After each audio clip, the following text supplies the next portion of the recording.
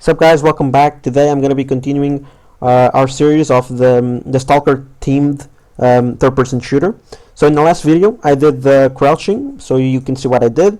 When you press control you go crouch, when we press control you stand up.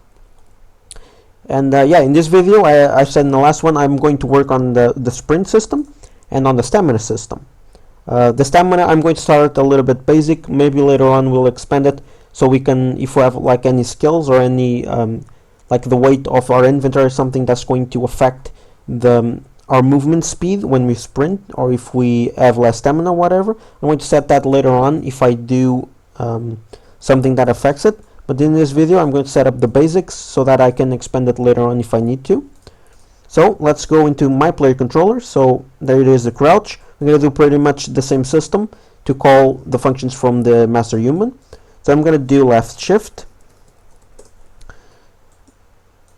and what I want to call on left shift is going to be some events that I'm going to create right now. So I'm going to do a custom event called client underscore sprint. Actually, I'm going to call it start sprinting so it's a little bit more clear. Yeah, start sprint, it's fine. Now I'm going to do a custom event called server start sprint. So remember in the last video I explained this, because we're calling from the my player controller, because it's a controller, it is not replicated, so you always need to pass the information through the client, and then the client tells the server what you want to do in a replicated actor, because the character is replicated.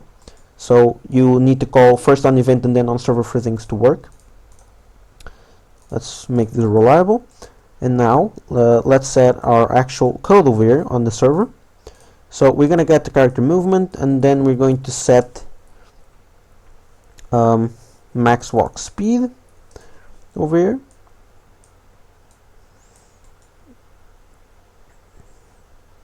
This is just going to be the speed. I'm going to pass this as a variable over here on the function, and I'm actually going to delete the character movement and add this as a pin, and I'm just going to call this car movement component.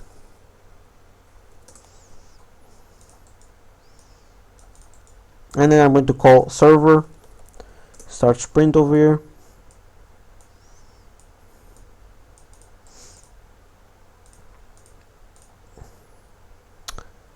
What is happening? Why is the error? What?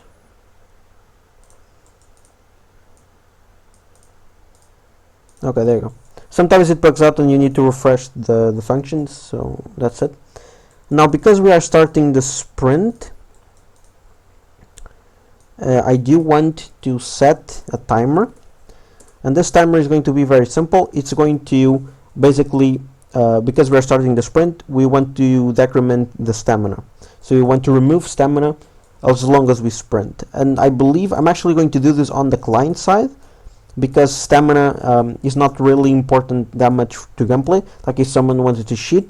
But I don't want to overload the server, because we can have AIs and everything, so that's going to overload the network as it is. So I'm going to set up this kind of code that it runs a lot of times, like a timer or event take stuff. It's only going to happen on the client side.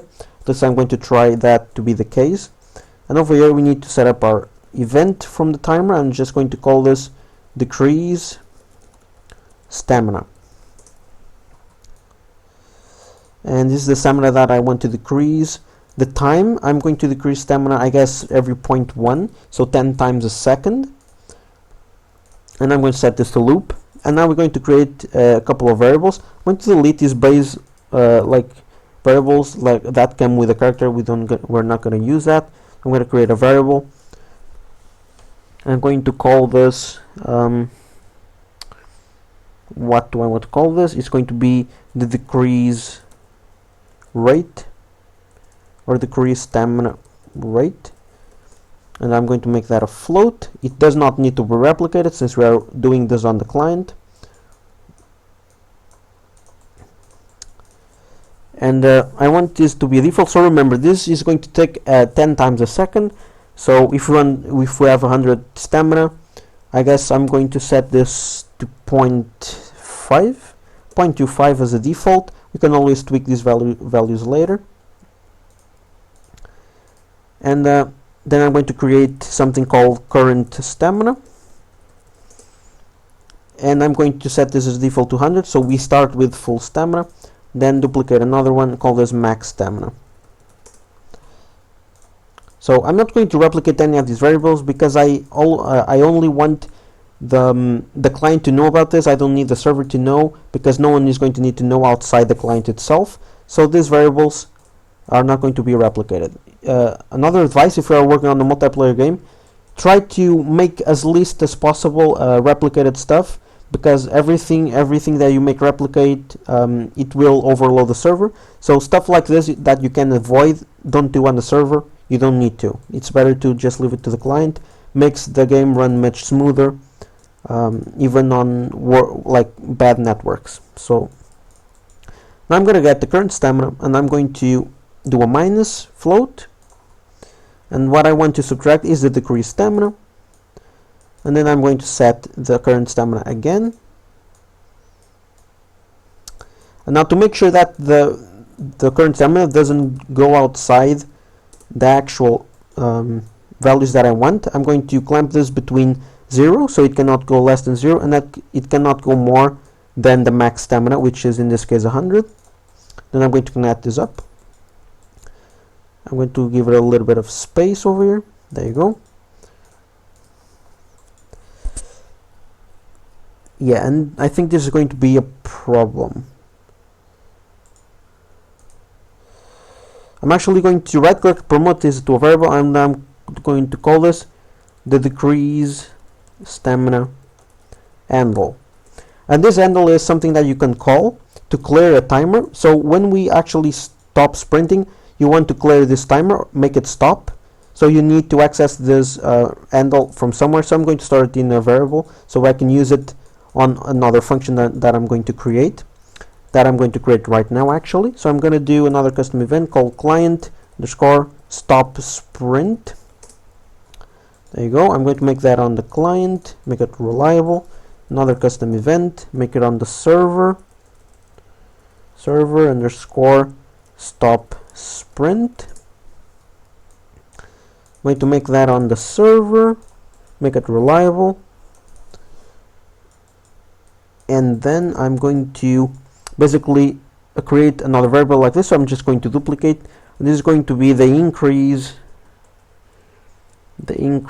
stamina. It's already there. So increase stamina rate.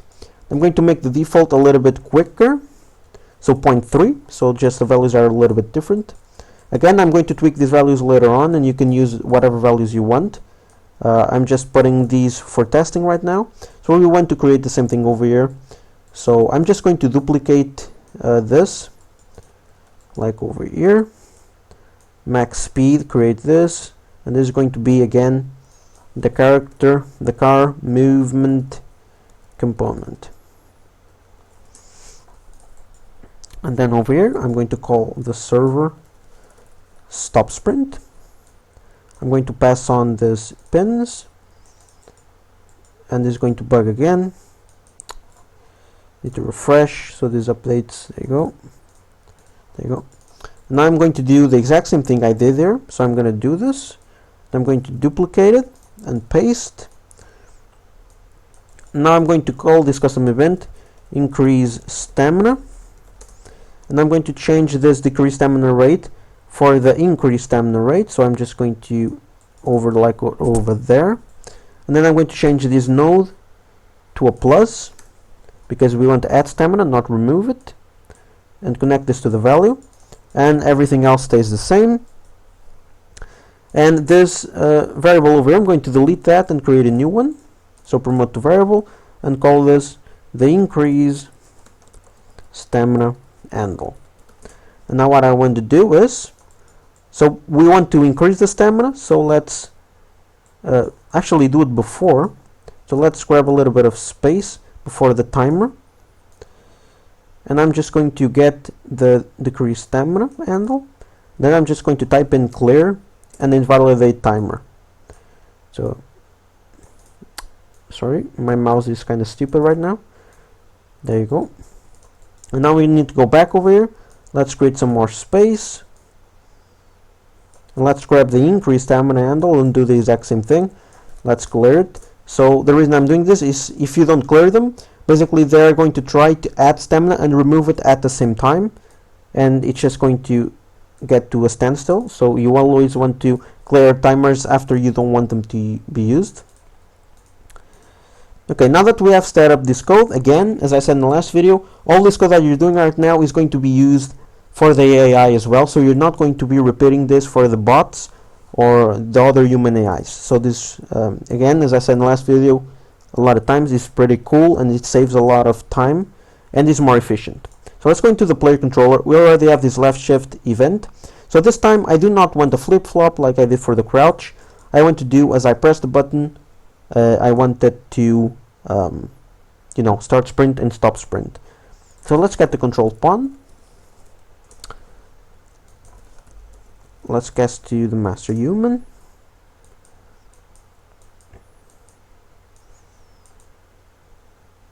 I'm going to give a little bit more space. There you go. And now, what do I want to do? I want to go into the client, start sprint, and the max walk speed I want to sprint is going to be at 600, and the target I'm going to drag from the cast and get the character movement. Drag to the bottom, actually scroll to the bottom and connect this up. God damn, I double clicked it by mistake. Let me just close this. Come on.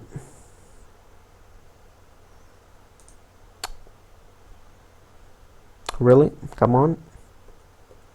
There you go, thank you. And now let's I'm going to copy and paste. There you go. Now we're going to do client stop sprint. And I want to stop the sprint to go back to 200. And let's get the character movement component. Connect that up again. Now we're not going to see the stamina on the screen because we're not have a HUD yet. So I'm going to play. And now I can sprint holding shift. You can see over there on the client that it is replicating. I'm going to get the client and I'm going to sprint, and it's bugging out like in the last video. Like you can see that on the other screens, right? Only on your own screen it's bugging out, and I have no idea why. I'm not sure if this is a bug from Epic, because this never happened to me in the other versions of the engine. Yeah, now I don't know if I need to stop and see what that is, or if it's actually a problem with my code.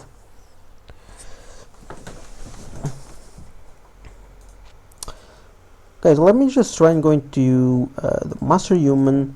Let me see, that's some problem with the replication. Everything is replicated. Net load on client, replicate movement. Let me type always relevant. I'm not sure if that's going to do anything. Probably not. No, it's not. You can see that it's working on other screens and everything. I don't know why is it doing this. I'm just going to comment my code and say it's sprint. And go back into the controller and do the same thing. Actually, I'm going to call this sprint and stamina code, because I actually have the stamina stuff over here that I'm going to need to expand later on. Yeah, what is happening?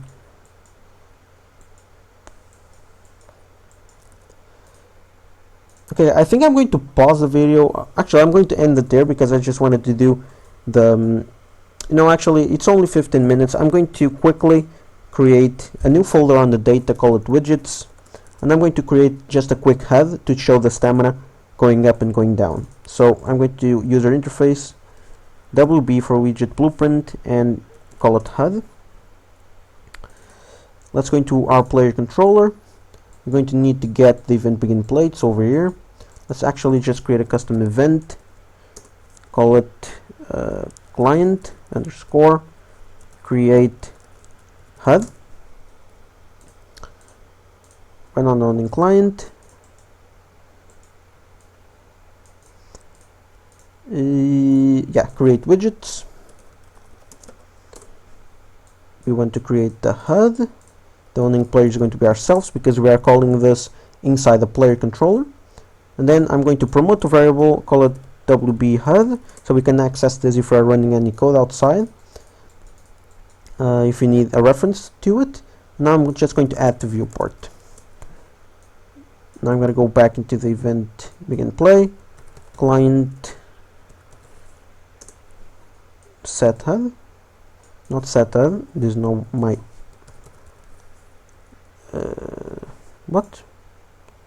Okay, client create HUD. There you go. Okay. Let me just add a comment bubble, create HUD.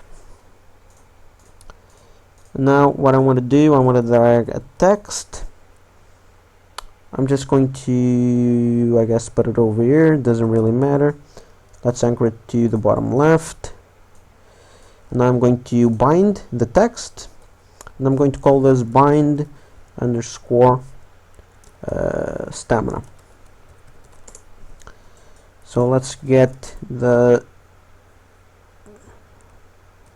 actually, yeah, let's get the owning player. What is this? It's a controller. Let's cast to my player controller. Let's get the controlled pawn, and let's get the stamina. I need to cast it first, sorry, so let's cast to the Masha human.